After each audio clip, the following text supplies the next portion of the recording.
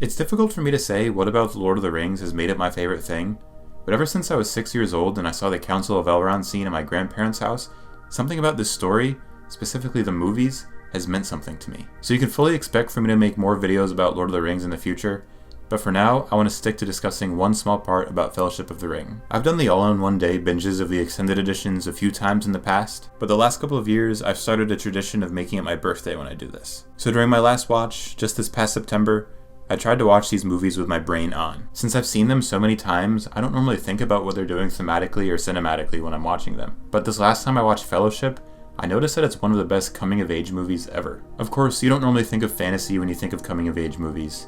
You think of a high school movie like Lady Bird where a character goes off and learns something about themselves and grows into a more adult person. But I promise you, Fellowship counts because of Frodo's journey. He starts as a young hobbit. In the book, Frodo is about 50 years old when he begins his journey to Rivendell, but in the movies, he's a bit younger. But what really makes Frodo similar to a teenager in a typical coming-of-age movie is his overall lack of responsibility or awareness of the world. He still lives at home with Bilbo, parties with his friends, and has Bilbo's wealth there to provide for him. Like most hobbits, he's pretty insulated from the outside world. Bilbo's whole opening narration in the extended edition points to all this. Quite content to ignore and be ignored by the world of the big folk. It is no bad thing to celebrate a simple life. Change coming slowly, if it comes at all.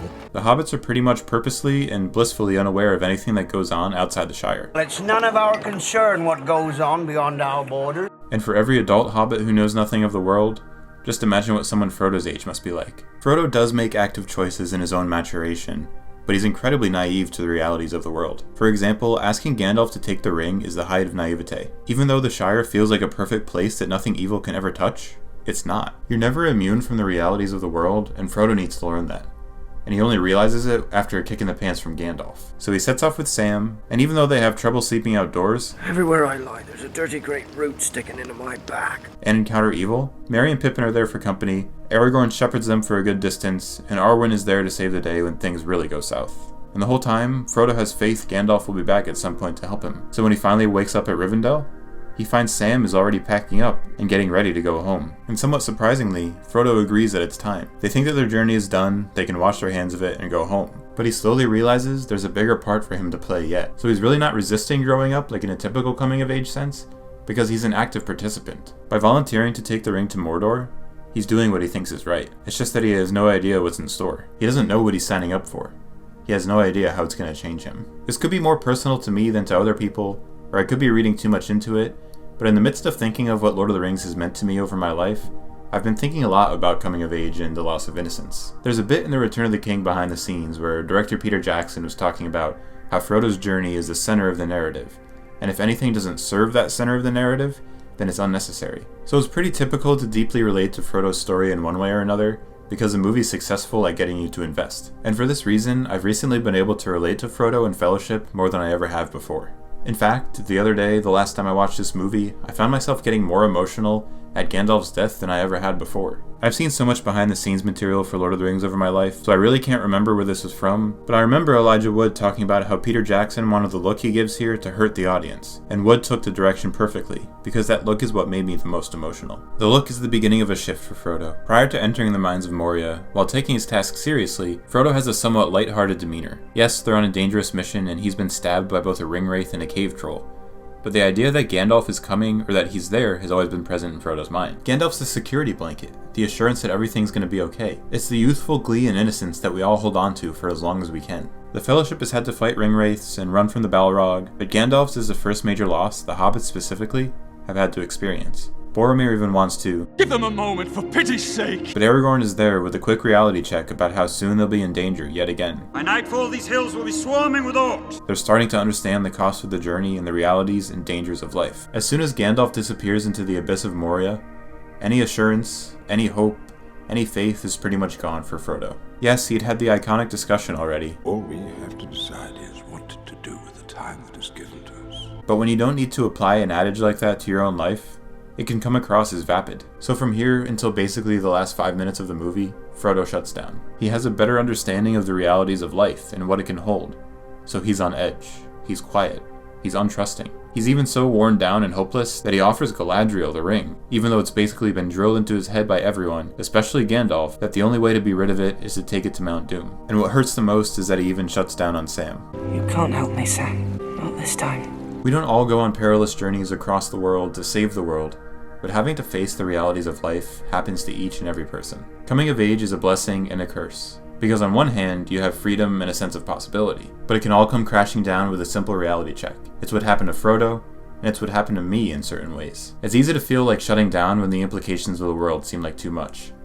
When your moral center is gone or is thrown out of whack. When you're in the midst of something bigger than yourself that you can't do anything to change. When you don't even know how to feel about the people around you. But eventually, to be able to feel successful in life, you have to find something in yourself that's ready to take the big step and say, I'm not going to let the realities of the world hold me back from achieving what I can achieve. I'm going to face those realities, no matter what stands in my way. Frodo realizes that's what he needs to do after Boromir tries to take the ring, and then Aragorn gives him the courage to do so. Frodo hasn't completely lost hope, and that's part of what I love so much. It's his task, and Aragorn gives him that little boost of confidence that he can go off and face the world. But it's not quite the full power boost that he needs, because he still stands at the banks of the Anduin, looking at the canoe and the world ahead of him, holding the ring.